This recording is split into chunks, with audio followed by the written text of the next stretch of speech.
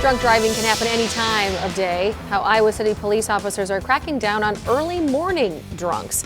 It's early morning, you pack your briefcase, get your kids dressed, grab your breakfast, and head out the door. That's right. As you hop in your car, you hit the road. Do you ever consider the chances of a drunk driver being on the road with you? Fox 28's Jason Hackett explores those possibilities tonight in a special report. It's all a part of the daily routine. Guy's not paying attention at all. For Officer Steve Fortman, he clocks them. That's fast.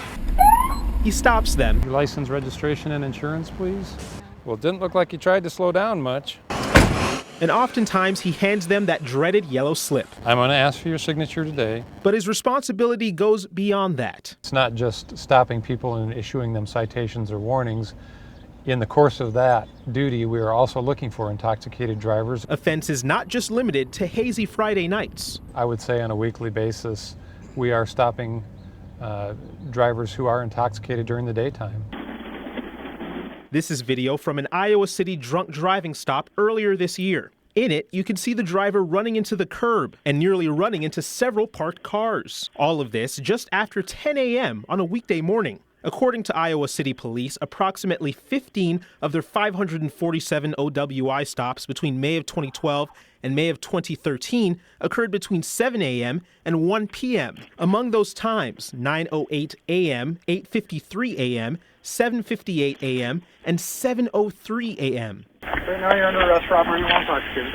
The bottom line, early morning DUIs aren't common, but they happen. Occasionally we'll get somebody, in the early morning hours on their way to work. Cedar Rapids police also have their run-ins with early morning drunk drivers. In 2012, between the hours of 5 a.m. and 11 p.m., 12 people were arrested for driving under the influence. And that poses a danger for your morning commute. There's just so many more people out on the roadway. The population is much more well-traveled than it would be in the later evening hours. There certainly are more opportunities for the drunk driver to run into somebody and cause a problem. It's what makes stops like this, as inconvenient as they may seem, Are you in a hurry to get somewhere today? necessary.